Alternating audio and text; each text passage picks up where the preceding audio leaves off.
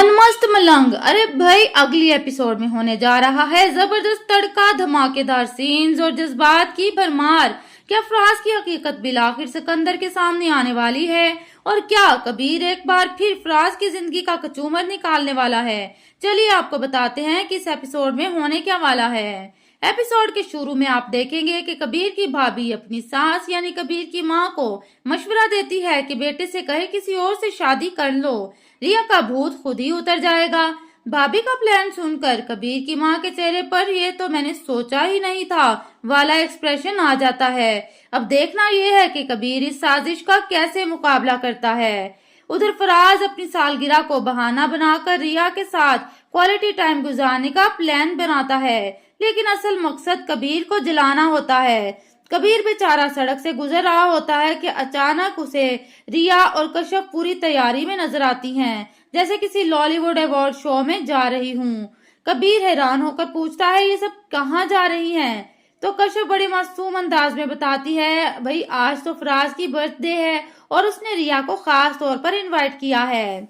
ये सुनते ही कबीर के दिमाग की बत्तियां जल जाती हैं और वो फौरन एक्शन हीरो बनने के लिए तैयार हो जाता है। जैसे ही फराज और रिया क्लब पहुंचते हैं, वैसे ही कबीर एक हीरो की एंट्री मारता है। जैसे ही फराज रिया के करीब जाने लगता है, कबीर धमाकेदार अंदाज में कहता है, हाथ मत लगाना, रिया पर सिर्फ मेरा हक है। यहाँ किसी फिल्मी बैकग्राउंड म्यूजिक का तस्वुर कर लें। अब यहाँ पर कबीर और फराज के दरमियान ऐसी घमसान की जंग होती है कि पूरा क्लब एक फायरिंग रिंग बन जाता है। कबीर फराज को धुलाई के बाद कहता है, तुम रिया के कभी नहीं हो सकते, मैं था, मैं हूँ और मैं ही रहूंगा। बहुत जोरदार डायलॉग है।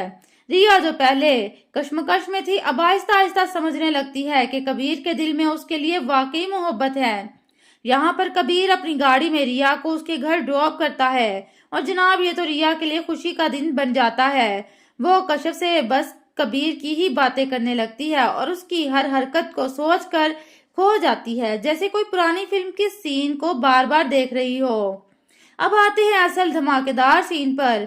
सिकंदर भाई भी अब फराज की हकीकत जानने के मिशन पर निकलते हैं और क्या देखते हैं, फराज किसी और लड़की के साथ रंगे हाथों पकड़ा जाता है। बस जी, अब तो कहानी में जबरदस्त मोड़ आने वाला है। जब सिकंदर अपनी बहन के बारे में सोचकर गुस्से में आता है तो फराज की माँ फौरन सिकंदर के घर पहुंच जाती है और कहती है, आप कबीर की बातों में आ गए हैं। लेकिन सिकंदर बड़े तहम्मुल से जवाब देता है, मेरी बहन की जिंदगी का सवाल है, मैं छानबीन तो करूंगा। तो दोस्तों, कहानी में आगे क्या होगा? क्या कबीर रिया का दिल जीतने में कामयाब हो जाएगा? क्या सिकंदर फराज का खेल खत्म कर देगा? जानिए अगले एपिसोड में। तब तक चाय पियो, ड्रामा देखो और हमारा रिव्यू एंजॉय करो।